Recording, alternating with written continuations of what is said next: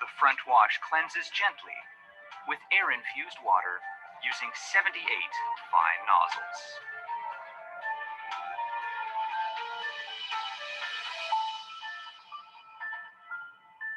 Pulsating wash cleanses and massages. And spiral spray wash effectively cleanses a broad area.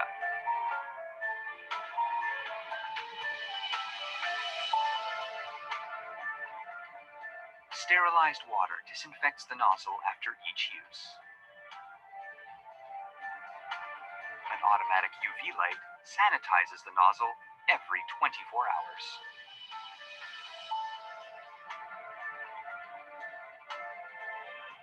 Warm air drying maintains cleanliness and comfort. And the automatic deodorizer keeps your bathroom fresh.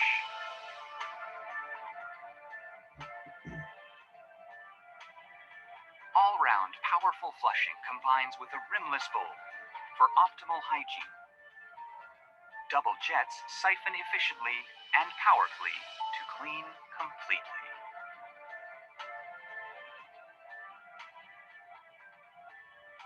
For a cleaner look and even more space, Veil also comes in a wall-mounted model.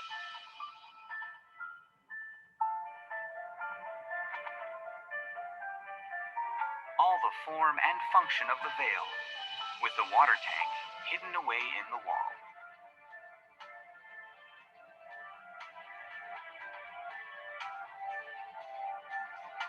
With 3 different models to suit your design needs.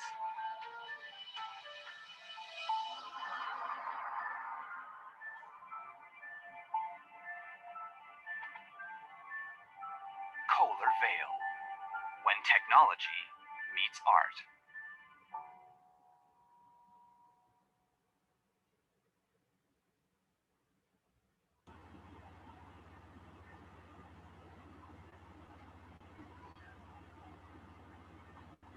So shall I start, Prasad? Yes, please. Good morning, everyone. It's my pleasure and privilege to welcome my friend and architect, Prasad Dietrich Vilanga. Students, am I audible to you? Yes, ma'am. Yes, ma'am.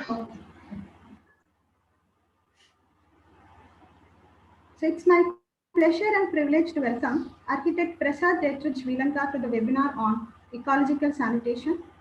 Prasad is a practicing architect and environmental consultant who designs ecologically sensitive buildings and surroundings. He gives emphasis on natural construction, ecological sanitation, water treatment, and water harvesting. He is greatly influenced by the works and philosophy of Laurie Baker and also by the writings of E.F. Schumacher. Prasad completed his master's in Advanced Environmental and Energy Studies from Center for Alternative Technology, UK in 2011 and BR from Tyagarajar College of Engineering, Madurai, Tamil Nadu in 2005. He has done many workshops, courses and publications related to sustainability. I'm sure we will get a great insight on ecological sanitation and also a glimpse into some of his works which I have requested him. So over to you, Prasad. Thank you, Harita. Am I audible from my end? Yes, ma'am. Sure. Cool. What we will do is I might be asking some questions in between, and those who want to answer, you can just unmute yourself and answer, and then mute yourself again, something like that. Yeah. So we'll try to keep this interactive to the extent possible. This would have been probably much better in in-person presentation, but yeah, we have to just go with the times, I guess. Yeah, so was that video audible? Yes, sir. Yes. Yes. Cool. Yeah. So that is where we have reached as far as WCs are concerned in today's world. And that model that you saw in that video apparently is also connected to Alexa. So you can go and do your morning duties along with Alexa. And you can, there are a whole list of commands on that website which tell you what how which basically tell you the format for the commands, how you're supposed to instruct Alexa to flush the toilet for you, and how you're supposed to instruct Alexa to do whatever, you know, regarding that WC. There are a whole range of some 10-15 commands.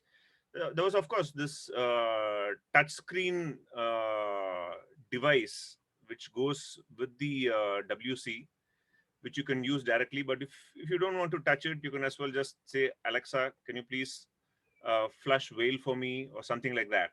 Yeah. So that is how technologically advanced our WCs have reached today. And when we, so when was the last time any of you designed a toilet?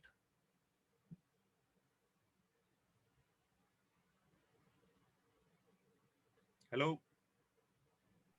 Yeah, in our like academics, last academics. Yeah. So probably first or second semester, when you start with a small space design, when I was studying architecture, we were given a toilet to design a toilet cum bathroom, you know. And then almost every project, invariably you will have to design a toilet or a bathroom. If it's a residence, yes, it's combined. If it is something institutional, then it's probably separated. You'll be designing more of toilets rather than bathrooms. So when it comes to such designing, mostly our focus is on probably keeping the wet and the dry area separate in case of residences. And otherwise, mostly we look at the aesthetics of it. Yeah. And of course, provided budget is not a hurdle, we go for luxurious fittings. Yeah. So we'll probably design something along the lines of what you see here now, you know. And if it is something with a resort, then it goes more into ambience. Then we think of even semi-outdoor toilets and bathrooms, you know. Then the focus shifts to the ambience, the feel. But very rarely we think about what happens beyond the toilet. Where does it go after we have done our business, you know? And earlier this year, I found it very funny when I received this WhatsApp forward. This interestingly came on WhatsApp itself, but then it was I was almost shocked when I later read that such a glass toilet was indeed designed in Japan by none other than Shigeru Ban. So this is a series, 3 public toilets on the edge of a park somewhere in Japan, and designed by Shigeru Ban. And before you start worrying about, you know, using such a toilet, you can be rest assured that the moment you walk in and flick the lock, this is what happens. Yeah, they have made use of glass technology which uh, frosts the glass. So privacy is not at all a concern. If that is what you were afraid of when you saw this picture, don't worry. And Shigeru Ban was explaining the concept behind this toilet, that 2 major concerns that people have when they use especially a public toilet is, one, the hygiene, probably the cleanliness, and the other thing is whether there is somebody inside before you go in. So here with this, they are trying to address those 2 issues. So here, if there is nobody inside when the toilet is open, it is transparent, so you know upfront that there is nobody inside. And when you walk in and flick the lock, it gets frosted. So privacy is not an issue. It's a super clean toilet. And this was part of a competition that No, actually, there was you can Google this Shigeru Ban's glass toilet, and it was actually a whole series of toilets by many different architects were designed and constructed. So it was not like this was the winner of a competition and only this was implemented. A whole series of different kinds of toilets were designed and built.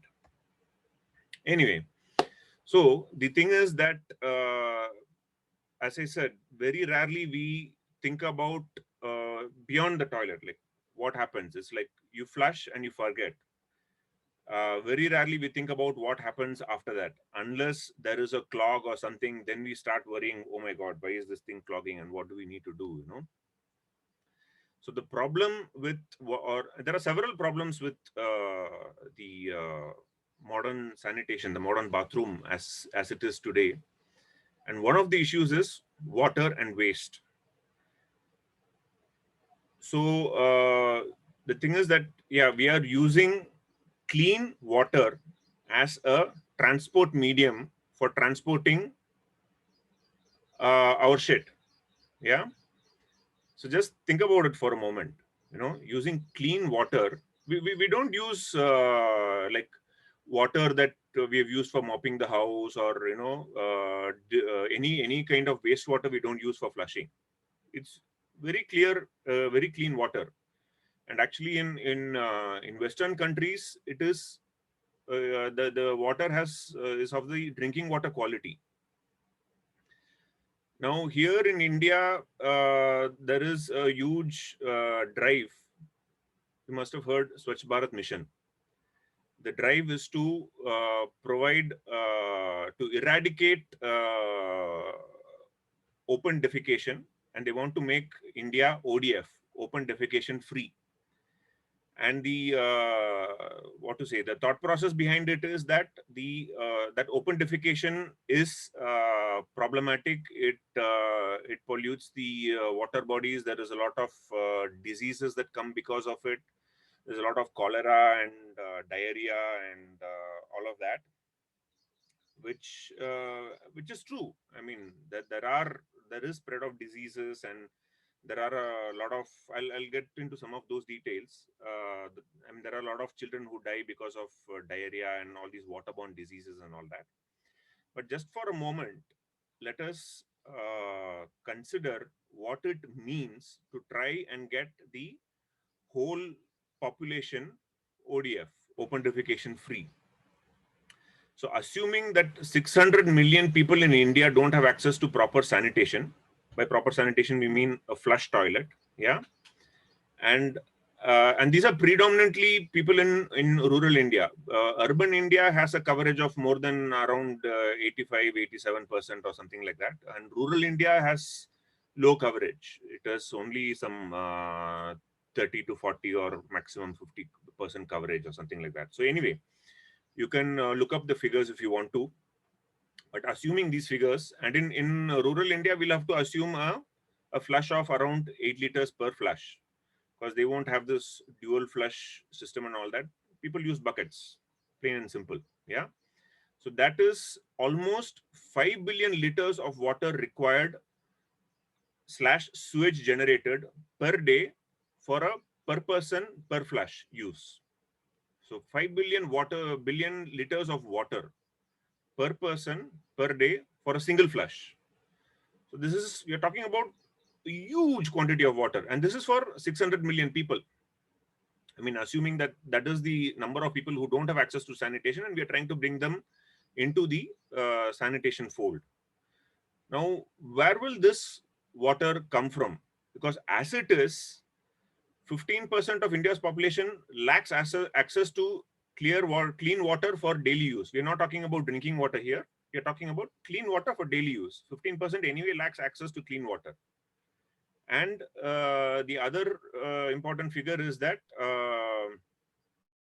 sorry, there's a typo here. Anywhere between 73 to 93% of sewage in India, no, it's not 73, it's 37, I think. Yeah, 37 to 93% of sewer in India remains untreated. It depends on which part of India we're looking at. So predominantly a large quantity of the sewage remains untreated and it ends up in water bodies, in ponds, in lakes, in rivers. I can take up a challenge for, I mean, maybe the only clean water body that one comes across is probably, you would have seen this on Facebook, this total clear water lake somewhere in Meghalaya. Yeah. Otherwise, every single lake, pond and river in India is polluted. It's very hard to come by any water body that is not polluted. Yeah, that is how much we value our water bodies, and that is how much we value water. So that is one problem, yeah, of water and sewage. The other problem is breaking of the nutrient cycle. So if you look at it in Eastern cultures, India, China, and generally the Eastern world, the practice generally was to go and defecate in the open. It was open defecation. People used to go to the fields or anywhere outside and defecate, especially in agricultural societies. So there, you grow food, you eat the food, and then your excreta is used. It goes back to the soil, and that soil, again, food is grown in that soil. So here the nutrient cycle is intact, and this is a practice that has been around for centuries, And actually, in many parts of rural India which don't have access to sanitation, it's still the practice today. Everyone is aware of that. Yeah. So what happens when you come into the fold of sanitation? I mean, the modern flush toilet. Then the nutrient cycle is broken. So then you need chemical fertilizer factories to grow your food, and then you eat your food, and then your excreta is treated as a waste, and then that needs to be treated. I mean, a lot of the treatment doesn't happen, but when this cycle is broken, it leads to all these additional things. I mean, you have to supplement, I mean, have a factory for making fertilizers, and then you have to you treat your excrement as waste, as something dangerous, maybe something not very pleasant, and then you try to treat it,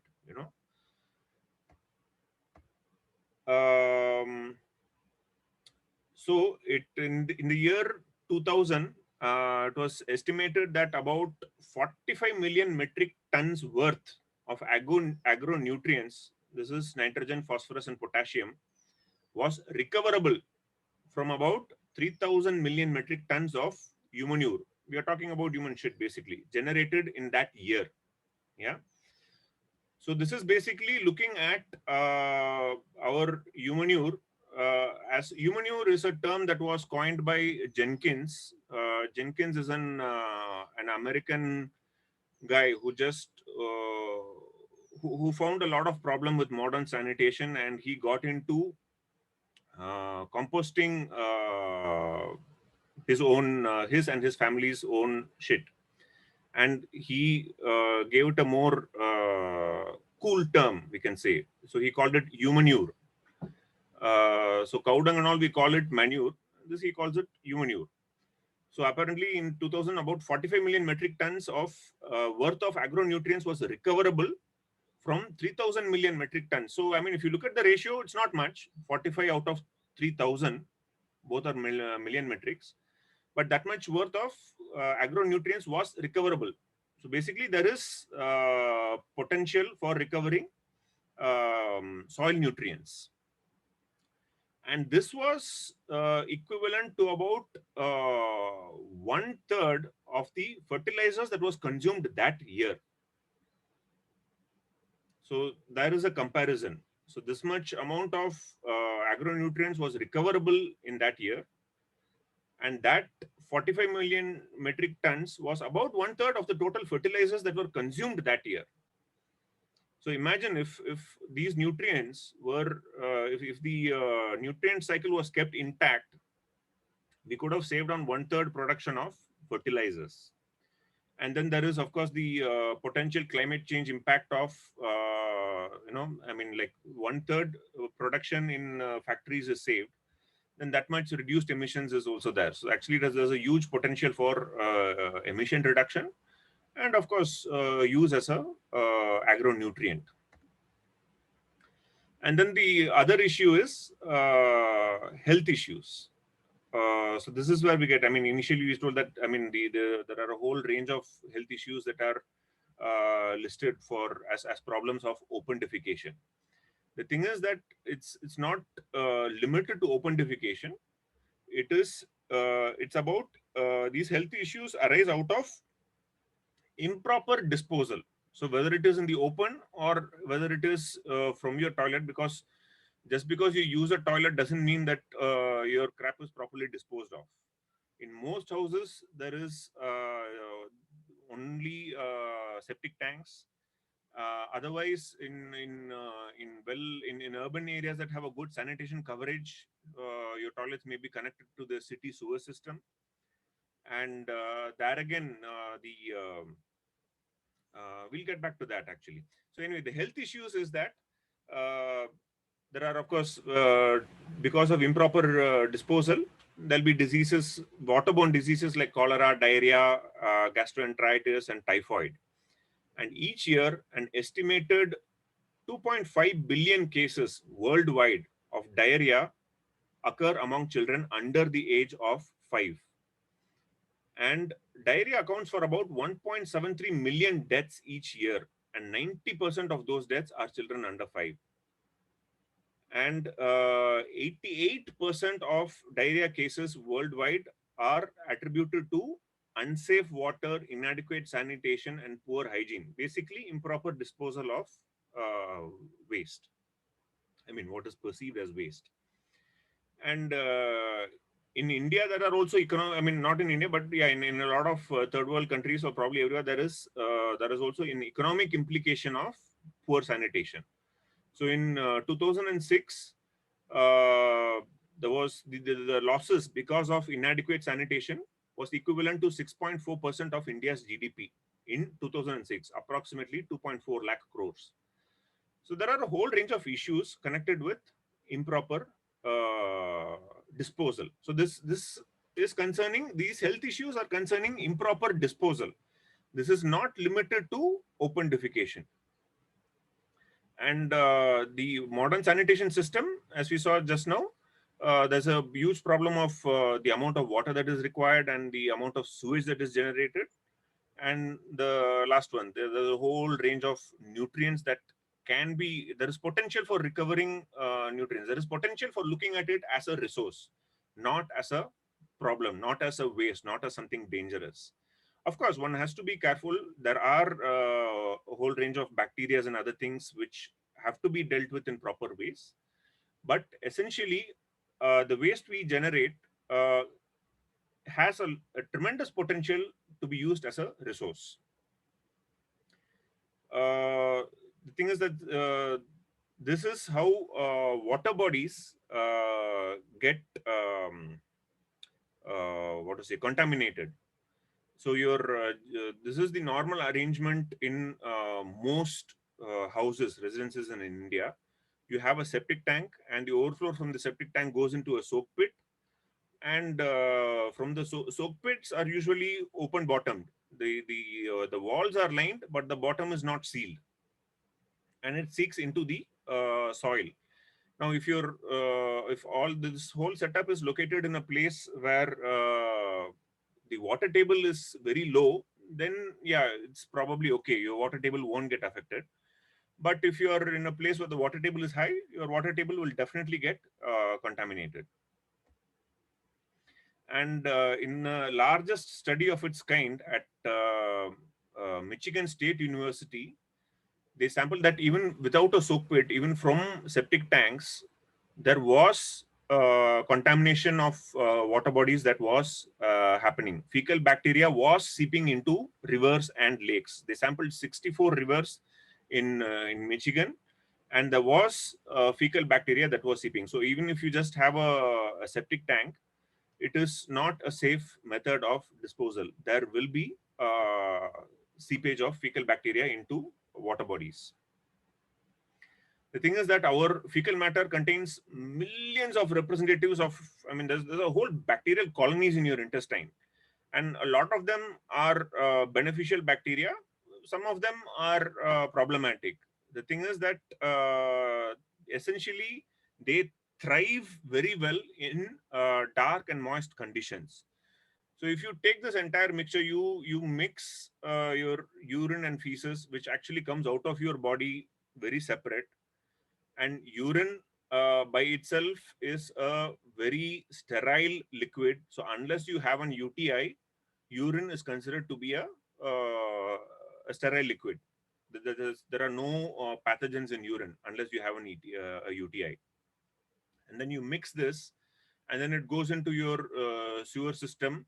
And your sewer system, there are no separate pipings for like toilet waste. Your gray water and black water are not separated. It all goes into the same, and then your city rainwater drainage is also all connected to the same thing, and it all goes. It's a huge toxic mix, and then it goes to the sewage treatment plant, and there the first thing that happens is you try to separate the solids from the liquids. Arey Baba, these things come out separately from your body in the first place. Yeah. So before we go into how to solve this problem, we'll take a small detour and see a little bit of the history of sanitation, how we arrived at the modern flush toilet as it is today. Yeah. So archaeological excavations in Northwest India have revealed 4,000-year-old drainage systems, which might have been toilets, and it is not clear whether this is genuinely the case. So this is probably something connected with the Indus Valley civilization. And so that is something quite ancient.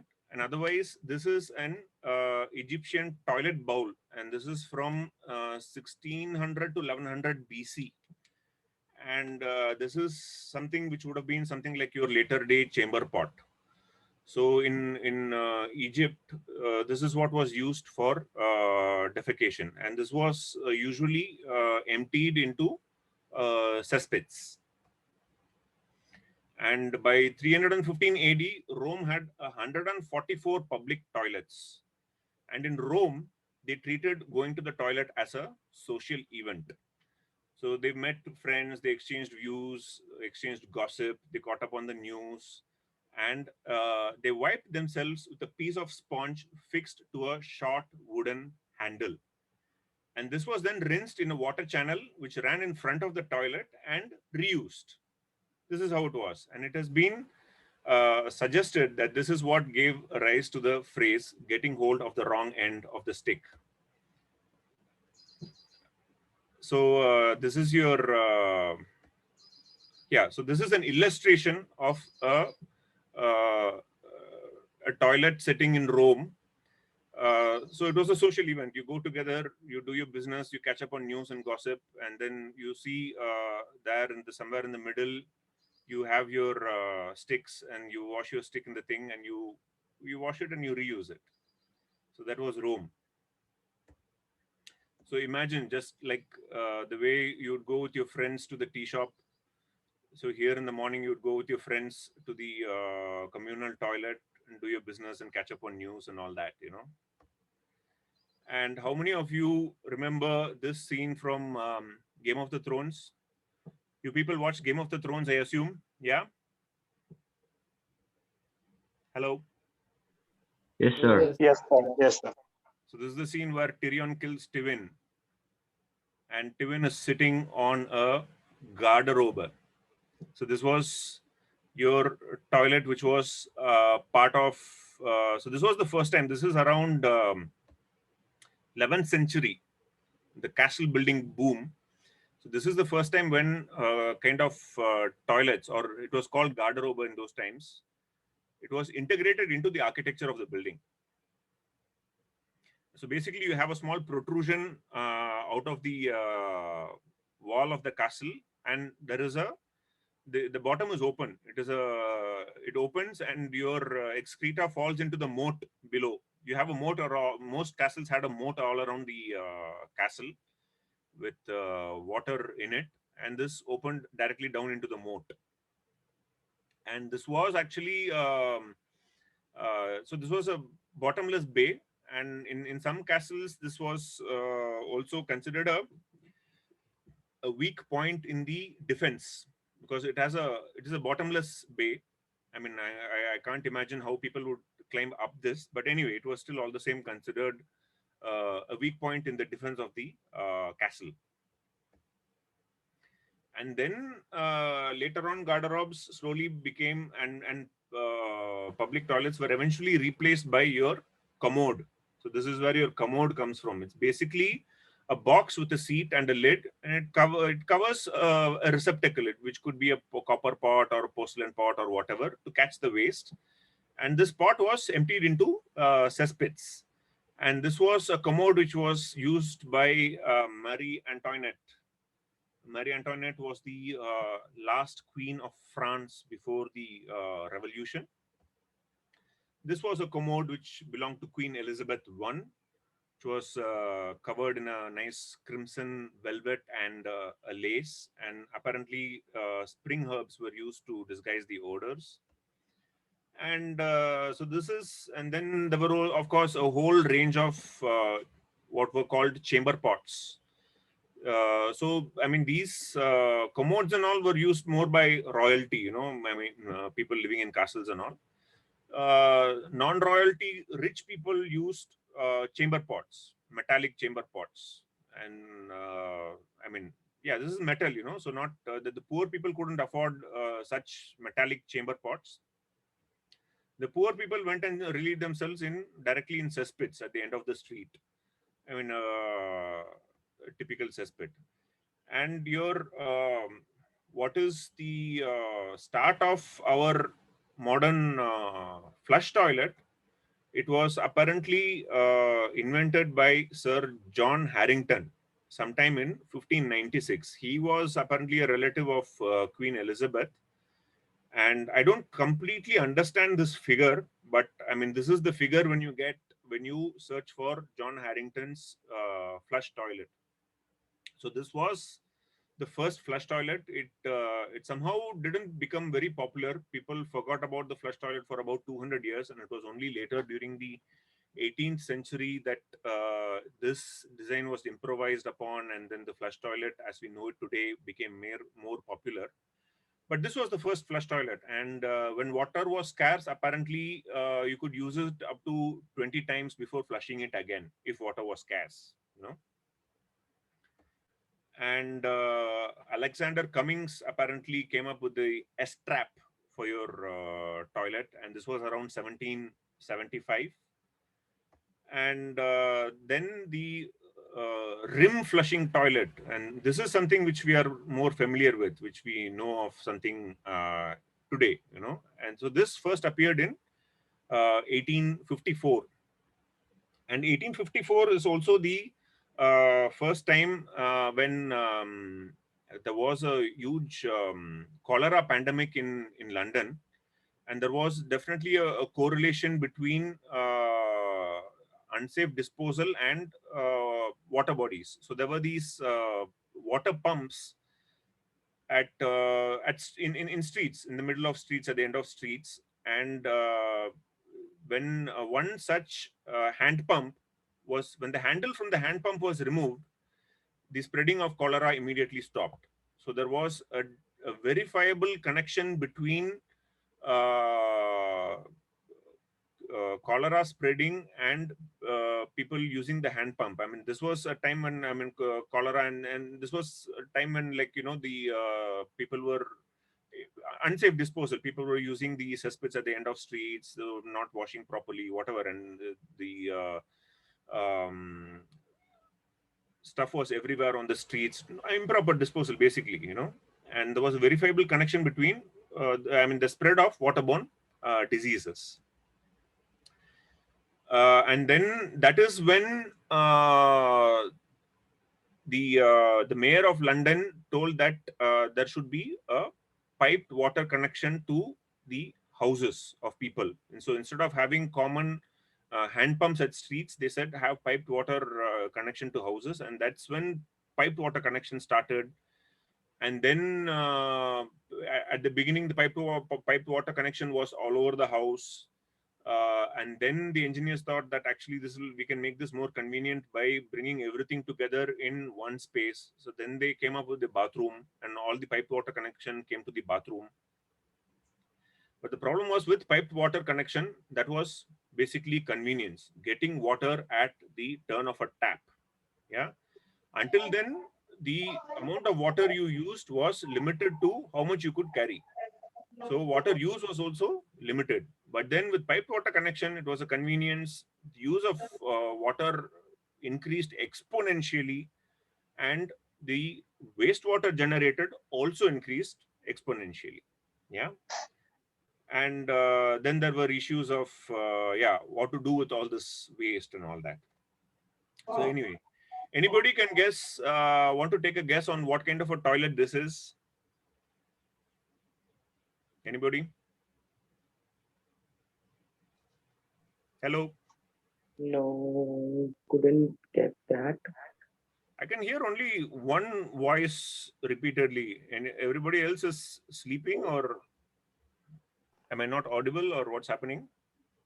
I mean, I don't mean to encourage the one voice that discourage the one voice that I'm hearing, but No, sir, it's no idea what it is. okay. So this is a toilet at the Russian Mir space station, where there is zero gravity, so your poop doesn't fall straight down automatically, and neither does your piss. So this is something like vacuum operated or something. This apparently this is not very comfortable to use, but in space where there is zero gravity, this is the only thing that actually works. And of course, so this is in space, and today on Earth, we saw at the video at the very beginning, that is where we have reached with our modern flush toilets. So just recapping on the problem with our modern sewage system, we have a huge disposal problem. We are dealing with huge quantities of water. And the thing is that, I mean, we claim to be the most intelligent species on Earth, but there are so many things that we are pretty dumb at. And this is one of the things.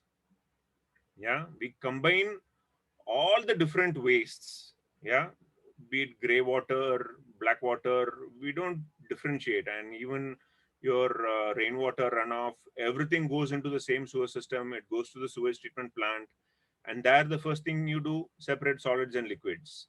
And then the sludge is basically considered a liquid fertilizer, and there again you make sure that, I mean, that for that there are systems in place, is that the systems are not followed most of the time. You have to treat the sludge before it is considered safe for using in agriculture, and then this sludge is stored and then transported and all that. It's a very dumb system. And most of the time your sewer pipes are clogged because it's all such a toxic mix. And it is only then that you end up with a situation like this, and then you think beyond the toilet. Oh my god, where is all of this going? Why is this clogging? So to solve this problem, I mean, of sanitation, uh, we have to first understand what it is that we are dealing with. So our urine is mainly 95% water. The remaining 5% is 2% urea, 2.8% dissolved salts, and then 0.2% creatinine, ammonia, and uric acid. Yeah.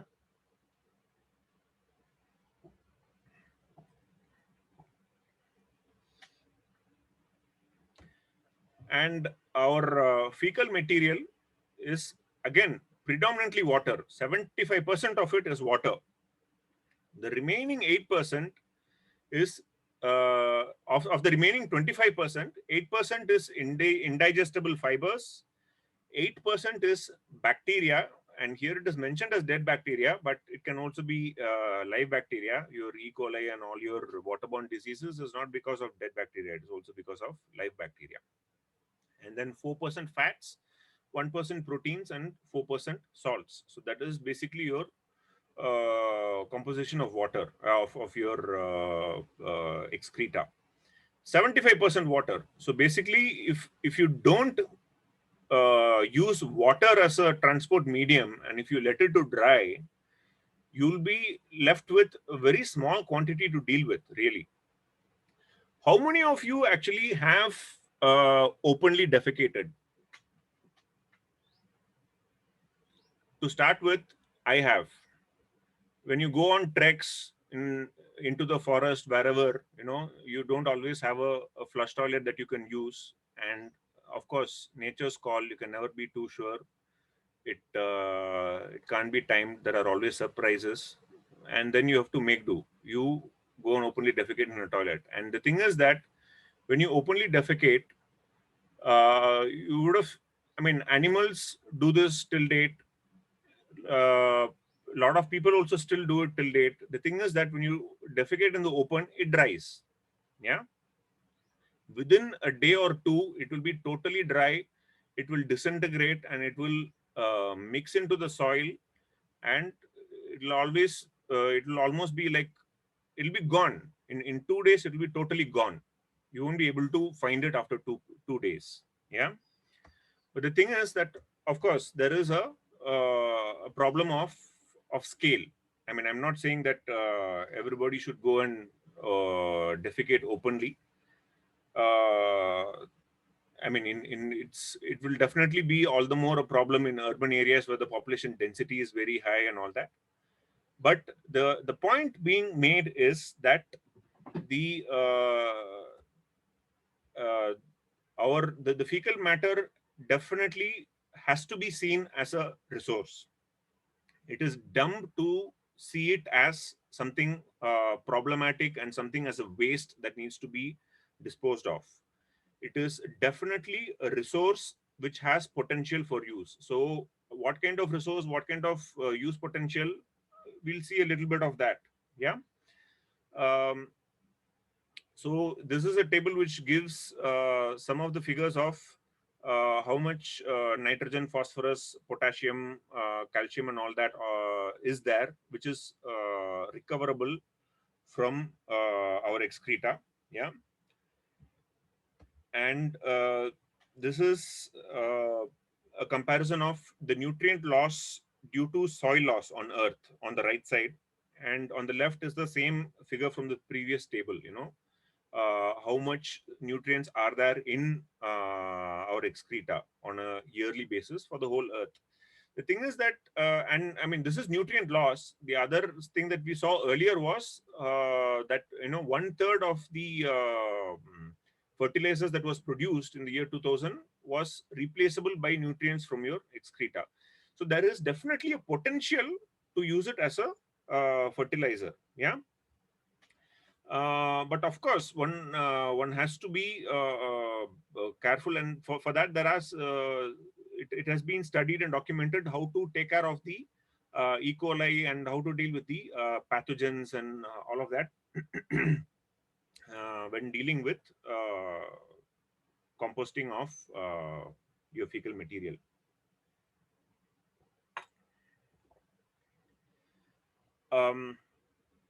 So this is where we come into composting toilets. Of course, people have been closing the nutrient cycle since centuries. But in the more modern era, instead of going out into the fields or whatever, people have come up with compost toilets, which can be used in urban settings. Yeah, and where you have your privacy and all that, and you don't have to go out into the open and all that. And so this has apparently come in China, in Vietnam, and in Scandinavia and all at various points of time. And the crucial factor for composting is that the carbon nitrogen ratio should be somewhere between 20 and 35, and you need ample oxygen. And if these two criteria are met, then you can easily compost it. The temperature may vary. Definitely a freezing temperature is not suitable for composting. And the moisture content depends on the kind of composting that you do. So there is dry composting and there is moist composting. For dry composting, of course, you don't need moisture. For moist composting, or they call it wet composting, moisture is a requirement. And when you compost your fecal material, if we look at the environmental impact of using this method of, I mean, I wouldn't call it as waste disposal. It is resource utilization, actually. We are trying to utilize a resource. Yeah. So the environmental impact of following this method of resource utilization is that you save a plenty of water. I mean, 1,000 to 2,000 tons of water is required to flush 1 ton of excreta. Tremendous amount of water is required. And the safety aspects of using composted feces in agriculture is very well documented. And the climate change impact because of this whole thing is low carbon emissions. I mean, when you replace the fertilizers with nutrients like this, then there is a huge potential for reducing carbon emissions. And if you look at the life cycle assessment of such a system, the thing is there is a reduced impact in terms of ecosystem quality damage. But the thing is that in urban areas, the composting doesn't always happen on site. There are composting facilities which may be centralized, which may be partially decentralized, whatever.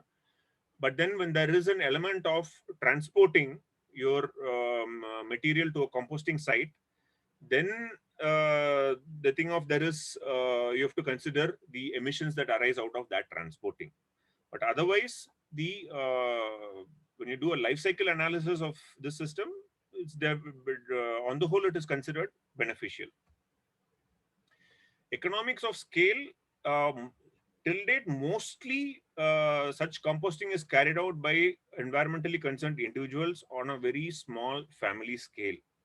And data on large-scale composting facilities is hardly there. Now, the other way of using this as a resource is biogas systems.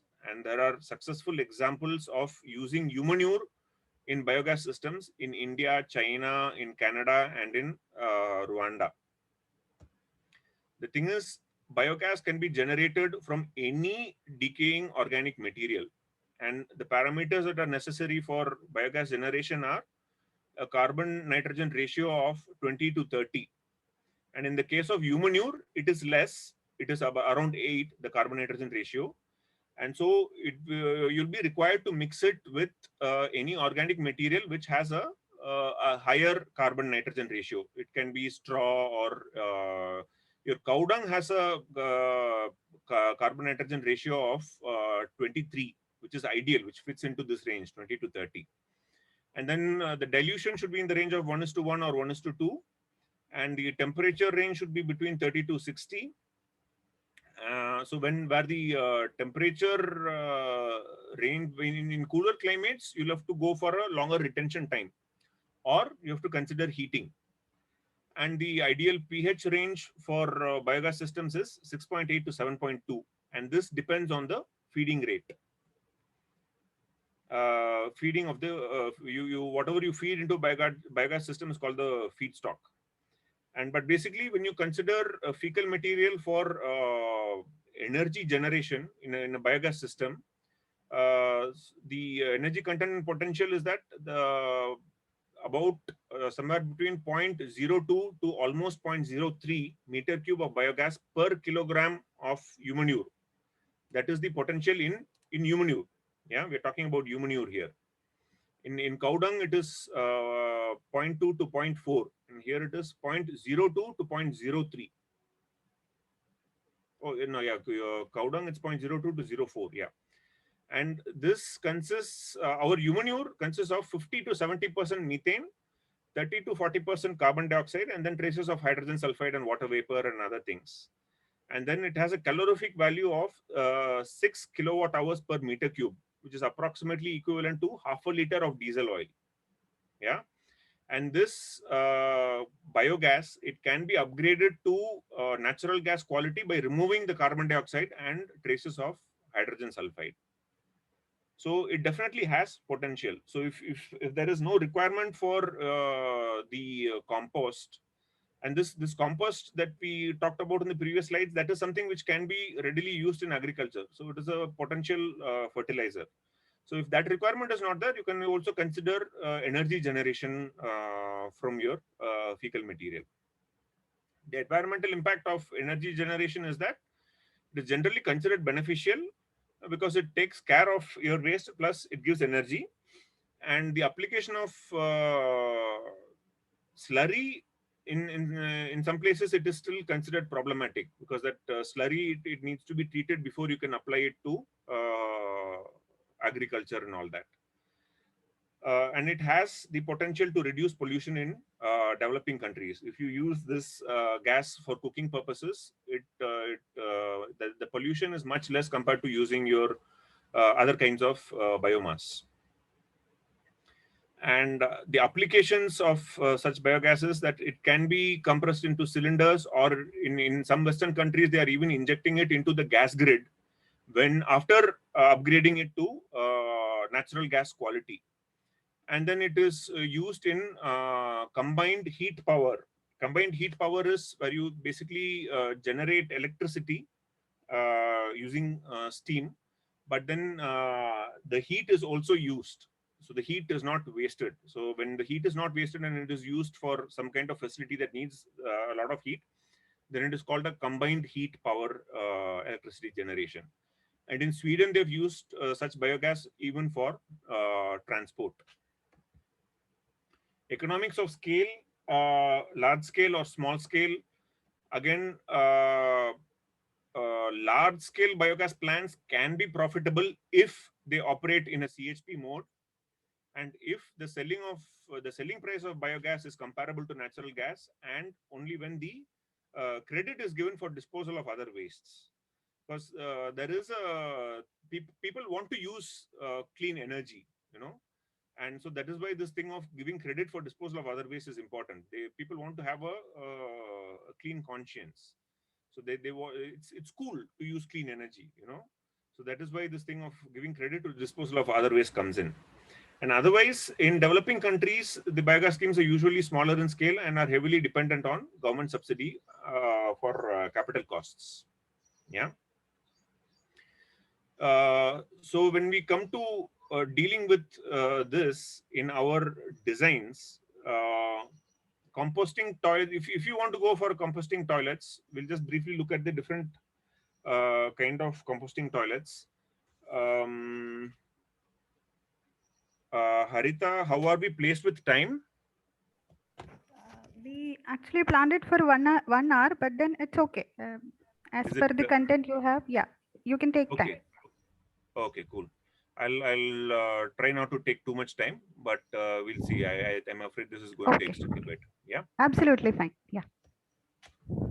So the simplest compost toilet is basically some kind of a receptacle, a bin, which you have, and then you have a seat over it, and this you put onto a place where you try to compost your thing. And this is an example of composted fecal material. It is basically looks and feels and smells like soil in a forest once it is properly composted. Yeah.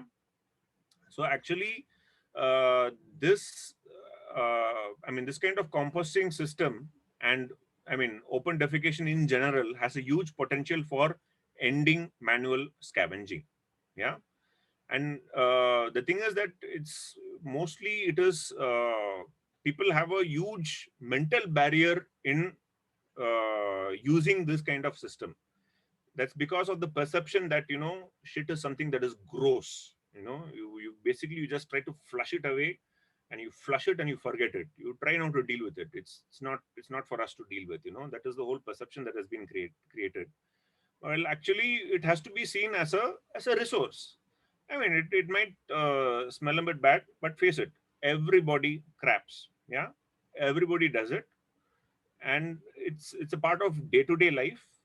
And if you know how to deal with it in a proper way, it's actually a beautiful resource. And once it is converted to compost, you can, if you blindfold a person and give this composted material in hand, they will say it is soil. Nobody will be able to take a guess and say that this is composted human urine. So there are different kinds of systems available in the market. I'm sorry, this was supposed to transition in a certain way, but it got muddled. Never mind. So there are ready-made systems available on the market. There are also urine diverting systems available in the market. One of these models, I mean, these are all mostly models which are in use in the Western world, and these have been in use since decades now. I think since the 60s, 70s in Scandinavia and all, people have been using such composting toilets. And when we come to and some of these models are available online also in India, but I mean, these are imported models. There was one which was available on Amazon, but the thing was that it was not in stock, so I couldn't check the price. Excuse me, I just need to charge my laptop. Yeah. And in India, there are, so this, what you see here is a urine diverting dry compost toilet. This is an Ecopan. There was Paul Calvert in Trivandrum, who was pioneering with this kind of work in southern Kerala. I mean, not far from you folks. This basically, and also, I mean, what you see in the middle is a kind of a basin where the urine gets diverted. And what you see at the two ends with covers, one of the covers has a handle, the other cover doesn't have a handle. These are two different chambers where the solid material gets deposited. So you poop directly into that chamber. So only the chamber where the lid has a handle, only that one is used. And once that chamber fills, you exchange the lids and then you start using the other chamber. And so basically, this is what to say? This is a system where you separate the solid and the liquid wastes at source. It cannot get more decentralized than this. You are separating the wastes at source. What can be said as a kind of a drawback is that you have to slightly shift forward to wash your bum. Yeah. So this is where the interface changes. You are advised not to wash into the chamber because then you are mixing water in with the solid.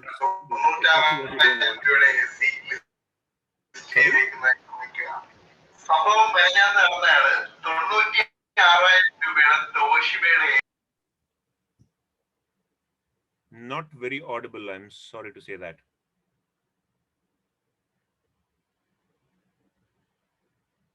I'll proceed, I guess. Yeah. Please. Yeah. So this is so the interface is different, and this is one of the issues where people have a thing that, you know, when the interface changes, they are a bit doubtful. Oh, how does this work? And, you know, can we use this and all that? And this is again a modification of the same urine diverting dry compost toilet. The difference is that, okay, you have two different pans for two chambers, and the urine gets diverted in the front, and then you have a different wash basin at the back for washing. So here, I think the shifting is a bit less, but still, you'll have to shift a bit for doing the washing. Yeah. So this was something, I think, which was developed by, I don't know who, but anyway, this was developed by two different people, and these have been used in different parts of rural India, especially after the tsunami and all that. And then there is a slightly more sophisticated system called an aquatron system, which again goes into separating of solid and liquid wastes. But here the interface remains the same. So you have your normal WC, and that whole thing, it goes to the aquatron system, which basically consists of mainly two components. One is a separator, which is marked as number 2 here. And then, so the separator separates the solid and the liquid wastes.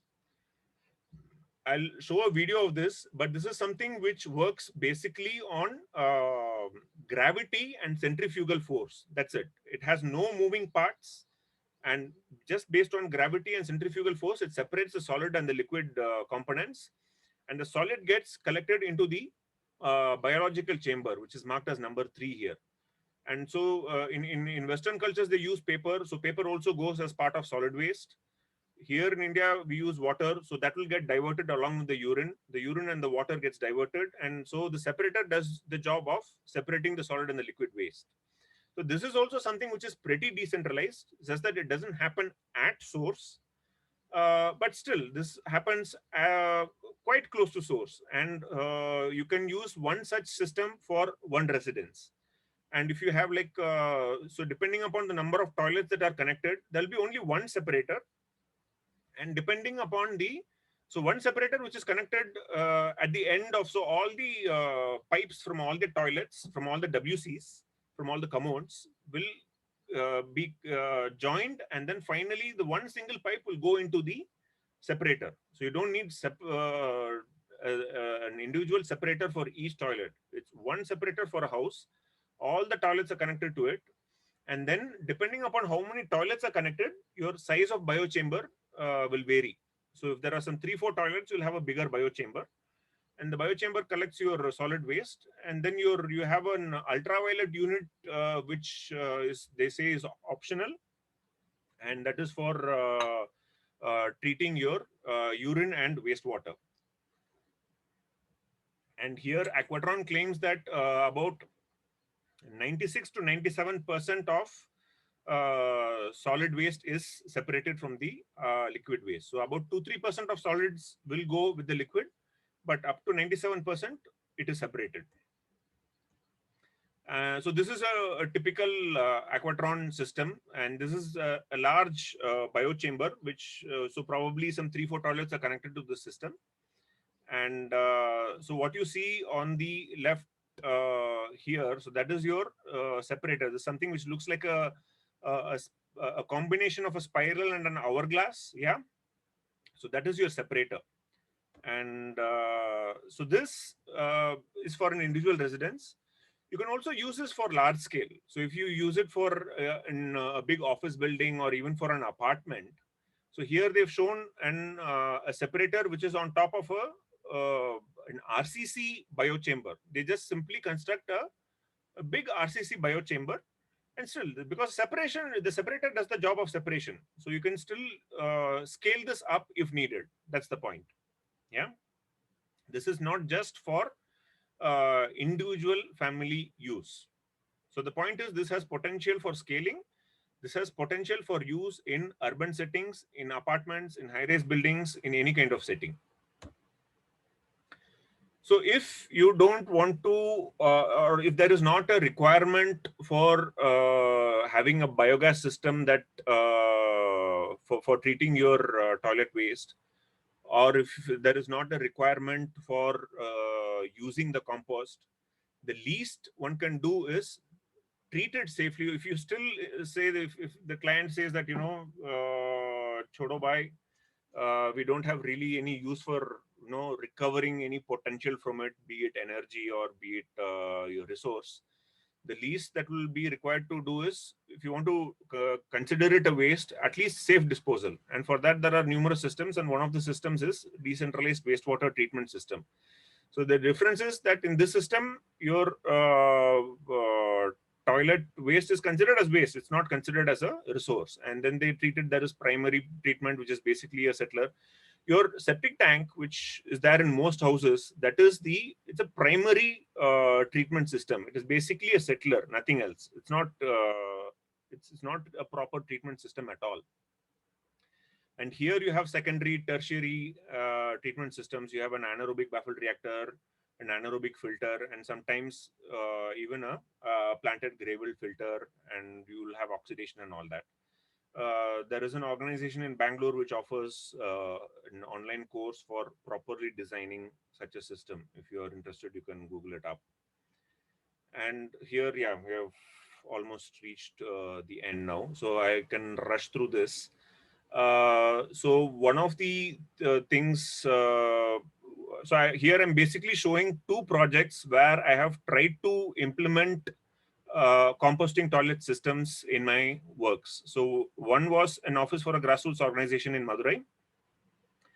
And this is so the brief that was given to me was that 1 second, is this not proceeding on its own?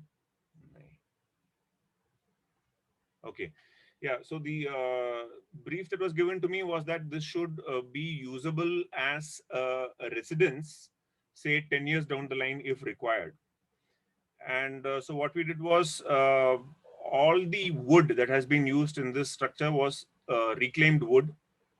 We got reclaimed wood from a processing unit nearby. So be it doors, windows were all metal windows, so not for windows, but all the doors made of reclaimed wood.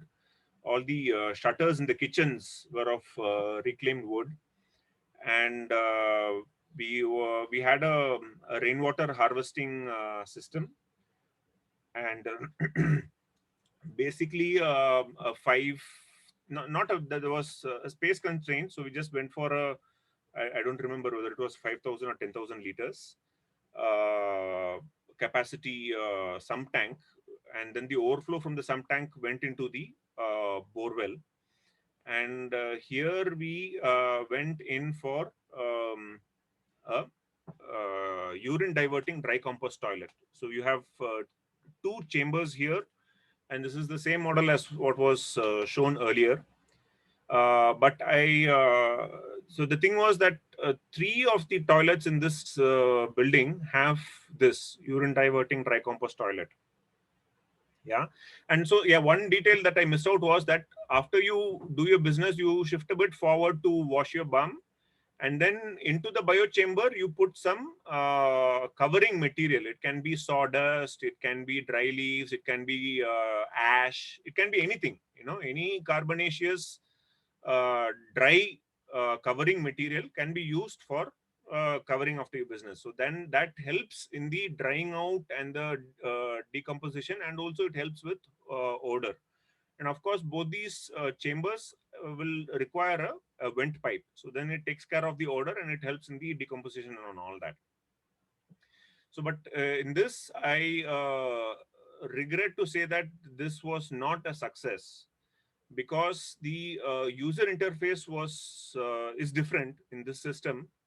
I mean, short of giving a live demo, everything was explained. The idea behind the process was explained. The benefits of using such a system was explained, and I mean, theoretically, how to use it was also explained, but still people had a huge mental block in using this. So there was, at the time of construction, we had to have anyway one toilet for the workers to use, and that toilet was retained as part of the structure. So now everybody who comes to the office uses only that toilet. Yeah. So then what, and so yeah, this is a planted filter bed which treats the grey water, and this is the filtration unit for the rainwater harvesting system. But yeah, basically this composting toilet was a failure, unfortunately. So then what I decided for my next project, which was a residence in Pondicherry, was that I was able to find out about the Aquatron system for this project. And otherwise, yeah, about this project, this was more than little more than 3,000 square feet residence. And what we did was we had high ceilings, almost 12 feet was the internal roof height. And this was of compressed earth blocks. And we had these small provision for ventilation near the ceiling in all the rooms, what you see here at the top right corner in this particular image. So like that, we had the provision for ventilation for hot air to escape in all these rooms. And then we of course also had rainwater harvesting, and here it was a 10,000 liter sump tank. And here all the toilets were connected to the Aquatron system. And here I mean, this house actually has not been used on a continuous basis, as in it has been used continuously for periods of time, like say 6 months to 1 year at a time, and then it has laid idle and all that. But the system is still working. There have been no major issues with the system. and they have, I think, recovered some three batches of compost from this. So the drawback of this is a system which was designed and done in somewhere in Scandinavia, I think Sweden or somewhere. So the only drawback of this system, so this is an imported system. There is an India branch. They have an India branch, Aquatron India, and Aquatron India deals with the whole distribution within India. So the only drawback of this is that this is an expensive system. The separator is, I think, somewhere between 50,000 to 1 lakh, and then the biochamber, depending upon the size, is 1 to 2 or 3 lakhs. But if you want to go for a really large system, you'll probably build your own RCC biochamber. So the price is probably a factor when your clients want to consider such a system. But otherwise, the benefit is that since the interface remains the same, it has more acceptance from the clients, is what I realized. And then we of course have a small treatment system for the water and all that. And so here the my clients didn't have much of an issue with using this system. That's about it. I think I've ended. If you have any questions, I'm happy to take some questions.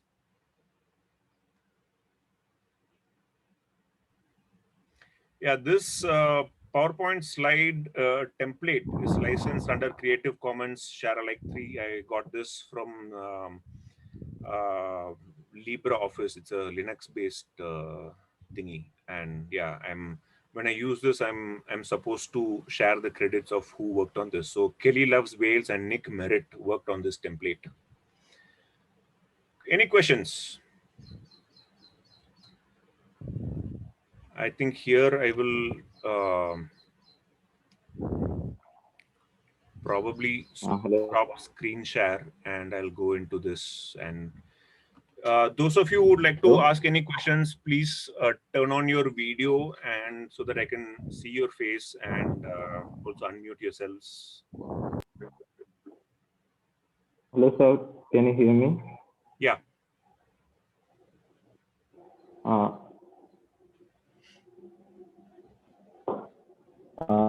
Sir, I'm a final year student from TKMC. So, have you heard the waste management in FC buildings? Do you have in FC buildings? Could you please type your question? You're not very clearly audible. Okay. Yeah, 1 second.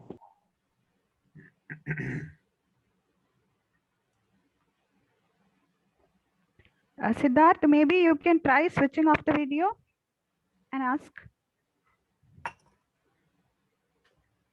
Oh, okay, ma'am. So my question is, have you heard the waste composting system worked out in earthship buildings? Earthship buildings. Yeah. I mean, I'm not aware of any like standard earthship toilet system. I don't know what that would mean, but usually earthships are about an ecological way of construction and a way of life. I mean, it's they try to use a lot of waste materials also. Waste materials and combined with natural materials, so like tires and earth bags and things like that. Usually the approach is ecological sanitation. Now whether they go for compost toilets or what kind of system they go for, I think it is different from it is context specific. It is different from place to place. So I'm not aware of any specific earthship toilet system as such. So usually an ecological toilet system, and that can be anything. I mean, there are many it can be compost toilets. It can be, I don't know. Yeah. Okay, sir. Thank you.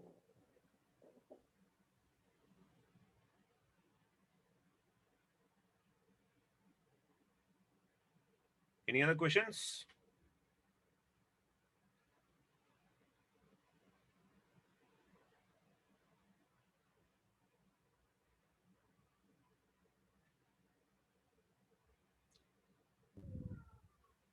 Students, please unmute and ask your concerns, queries.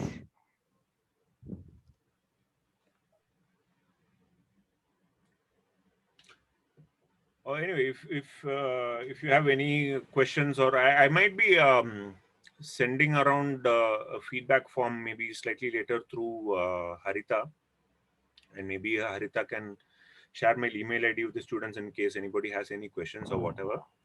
Sure, we can do that. Yeah. Yeah. Should we wind up here since there are not many questions? Have people been sleeping through this, or why are there not many questions? Students, please respond. Some understandings you have had, some questions, or sharing some experiences. It could be anything. Could be anything.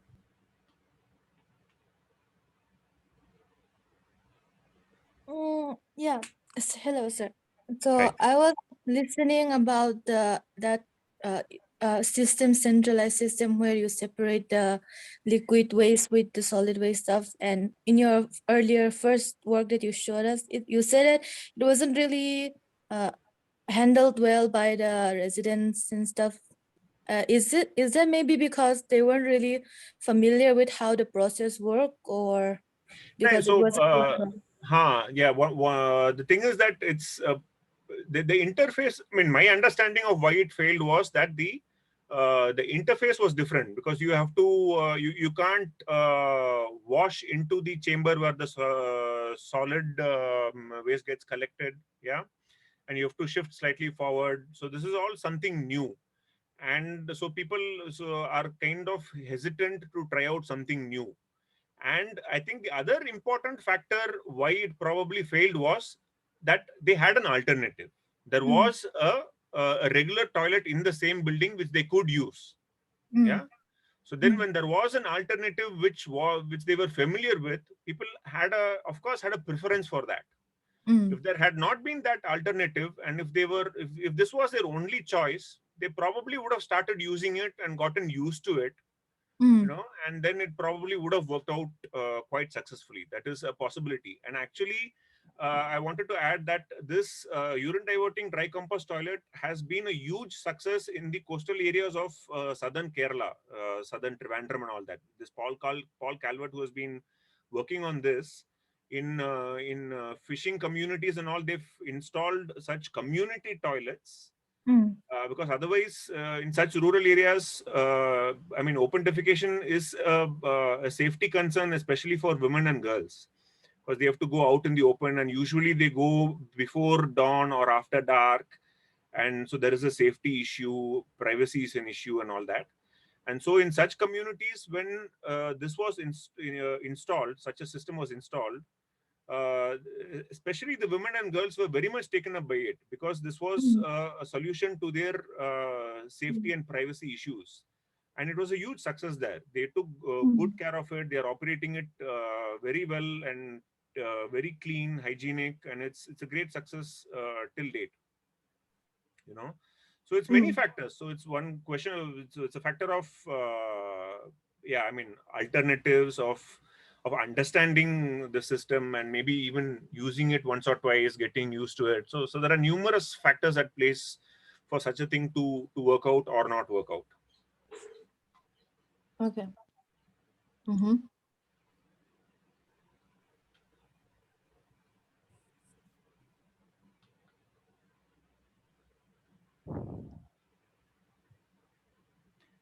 So I hope people found this useful. Was it new information, or was it things that you had already heard? Any feedback? There was definitely new information for us, because we normally don't think about what we do. Include STPs in our design, but then we don't use all these different new types of toilets. We don't innovate. We don't use any innovative products. So definitely it was all new information for us. Yeah. But yeah, it's I mean, one thing which I have to say is that, I mean, it's one thing to, you know, I mean, use as systems in your design when you're in college, but it's a totally different ball game when you have to deal with such systems with your clients, because ultimately it's budget comes into play, the client's comfort comes into play. So I mean, thankfully, most of my clients are concerned about environmental issues. So I have this discussion with my clients, with each of my clients, that there is a problem with our present sanitation system, and these are some of the alternatives. Would you be willing to consider? And and then you have to address their concerns and apprehensions and all that. But finally, it comes down to a matter of budget also, and their comfort and all that. So it's not easy, especially when it involves a change in the user interface, because clients don't want to deal with their own shit even.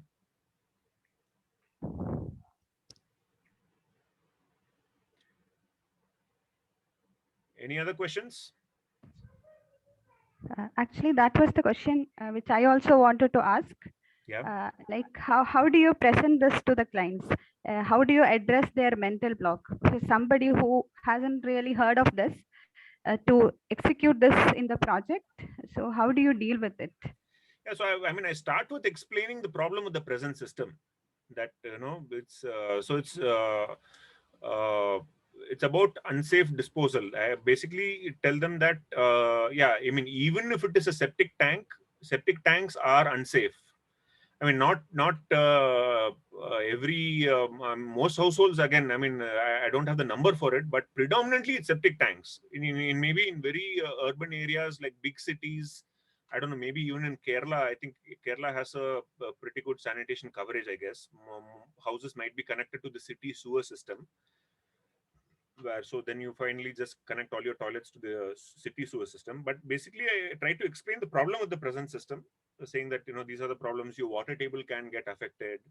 The water table in Kerala, I think, is on the whole it's high, isn't it? It's in some places it can maybe low, but on the whole it's high. You have a good monsoon and all that, and the surface water runoff and all that. So then I try to highlight and say that this is one of the ways where you can prevent pollution and all that. So yeah, with my Pondicherry client, they were not ready for a urine diverting dry compost toilet. So then I came up with this. I had to search, and then I found this Aquatron system. And at that time, there was one dealer in Mumbai who was, distributing this in India. So then we got the whole thing imported. It was expensive, but my client had ecological concerns and was ready to pay for such a system. And especially since the interface was the same, they said, okay, let's go for it. And yeah, I mean, that's you work on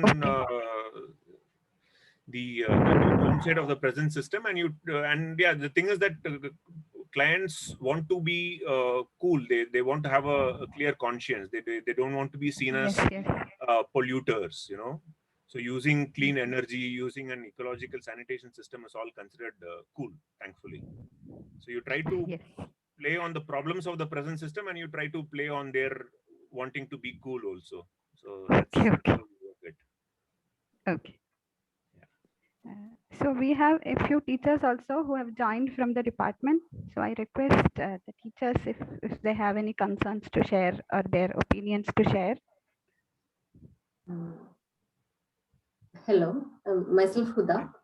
The thing is, when you talked about the client awareness and everything, it's not a query or anything, but then I was thinking the education level, like the awareness about the issues, sanitation issues, educating the common people will be difficult. I think the system has to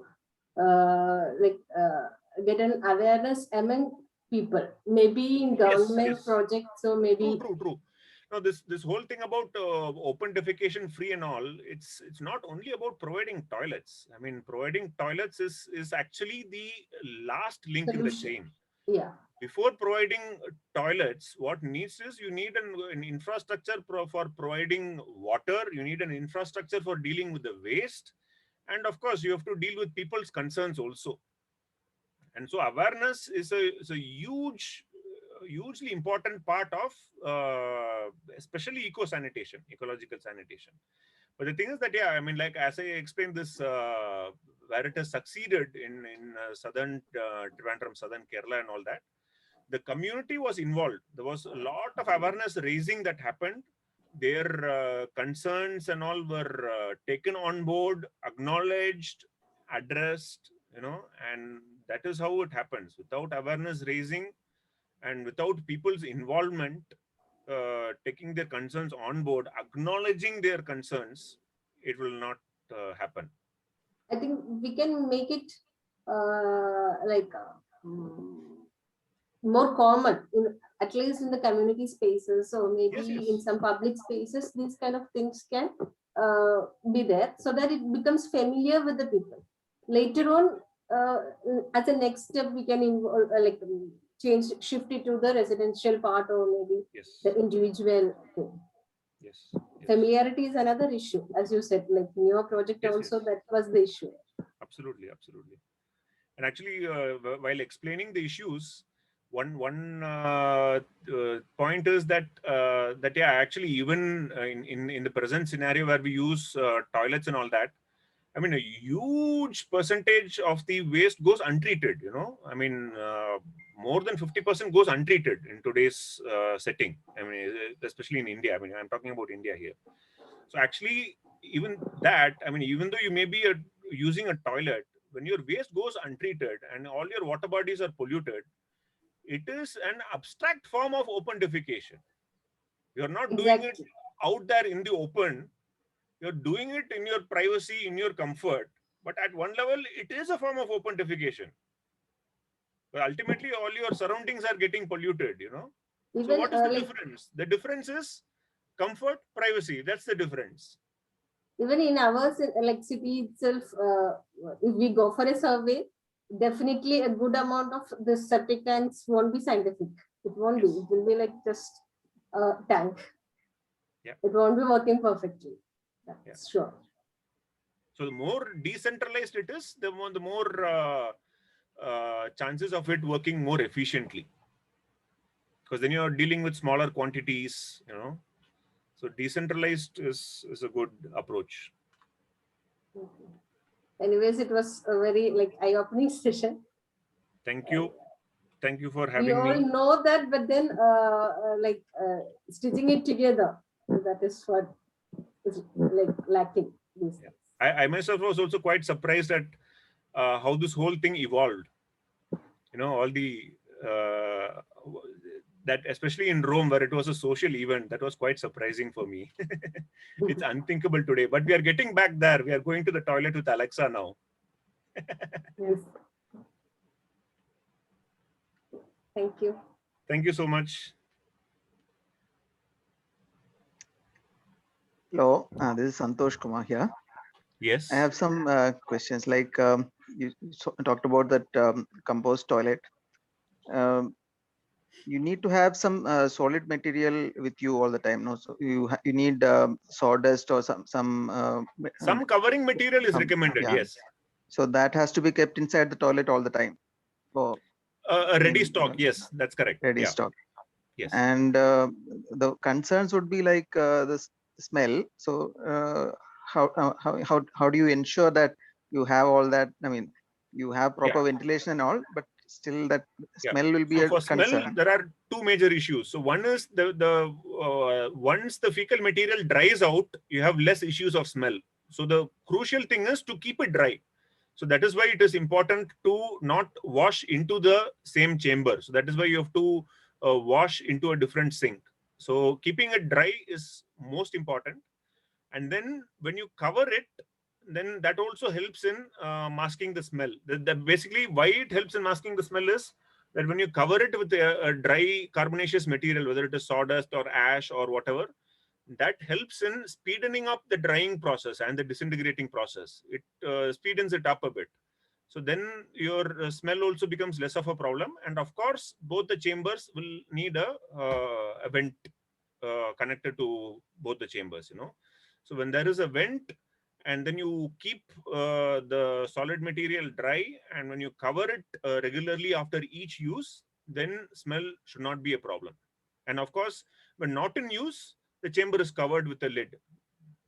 So then your smell issues should be taken care of. It will be a concern that comes up, but this is how you deal with it. I think that is the main mental block people will have, because the crap is still in your room inside the toilet till Yes, it gets that is dried up. definitely a mental block. But the thing is that so this is where probably a visit to a common facility like what Huda madam told earlier. Once you get somebody to handle your composted material, that is where you really have to handle it to believe it, you know. So that is where you try to overcome the mental block. Because otherwise, just, you know, talking about it, I mean, some people might buy it, most people won't, you know. So then when you show them a sample that, you know, this is composted material, this is how it is. And then when they realize after handling it that, you know, it has no resemblance whatsoever to what came out of you, then they will slowly start believing in it. And you have to carry the this thing compost out of the toilet. So what happens is basis. that you use one chamber at a time. So you keep using it till it fills up. So you don't use both the chambers at the same time. You have two chambers. So when one fills up, you close it and you start using the other one. And then when the second chamber fills up, that is when you empty the first chamber. So the first chamber is left to lie like that till the second chamber fills up. And how long it takes to fill up depends upon the rate of use and the capacity of the chamber. So this can be ideally you should leave a chamber just like that for 6 months. When you leave it for 6 months, it will dry and disintegrate and it will reduce in volume. And then you have a chamber door from which you don't need to use your hands. You can put your gloves. You can use a manvati, a shovel, and you can take it onto a tattu, and you can fill up a bucket and you can take it out. And by the time you enter by the time you empty such a chamber, it should be pretty much composted and not so gross to handle. So that is how it is used. People are used to using a lot of water for washing toilets and all that. So maybe while washing these areas, some water will go into the dry pit also, right? That can happen. Usually this the pan is designed in such a way that it has a rim, you know. I'll see if I can show you here. It has a rim which oops, 1 second. So it has a rim which prevents such water flow into the chamber below. So I mean, if you pour a bucket full of water on that platform, yes, some amount of water might go into the dry chamber, but otherwise I mean, there are provisions to prevent such water from going into the chamber. Some precautions have to be taken, yes, but otherwise there are provisions. Okay. So here, if you see, there is a rim that goes all around, and usually when not in use, both these holes are closed. So when it is closed, there is almost no chance for water to go in.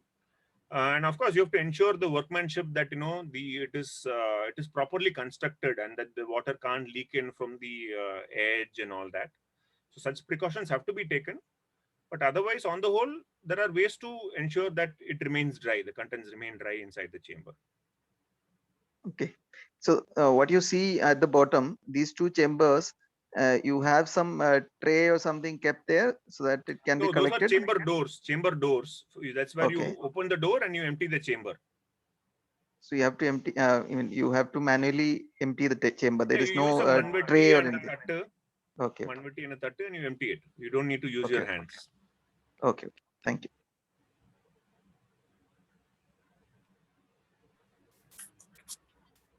Hello, sir. Yes. It was very informative session, sir. Yeah. But can you please explain a little more on Aquatron? Aquatron. But is there any specific part of it that you did not understand? Yeah, you told that it is separation. You can have separate the water and the solid matter. So, and you can use the same toilet as what we are using right now. There's no shift from the current system, and then you can separate it at some part, and then you can make the solid waste separated. And so, So this is the video which shows the separator. Yes.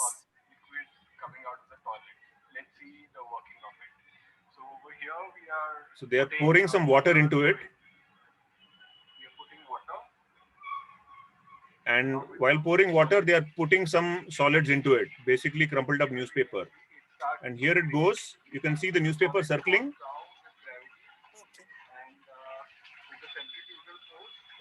So the centrifugal force, the solid waste goes straight down and the liquids get separated.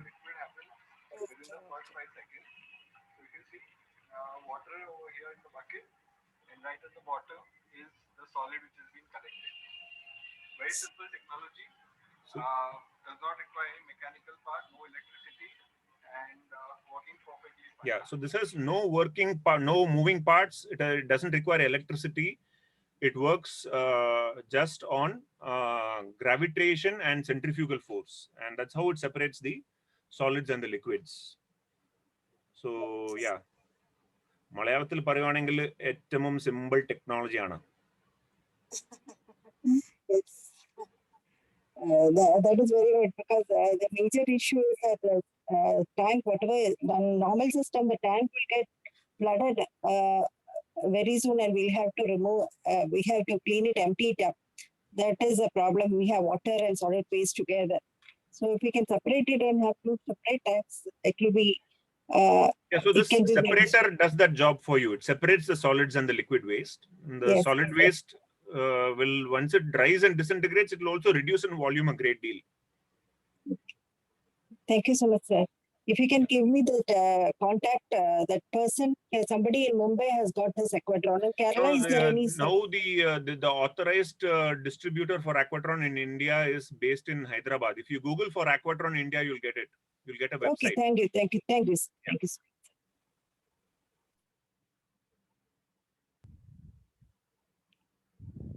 Any more questions?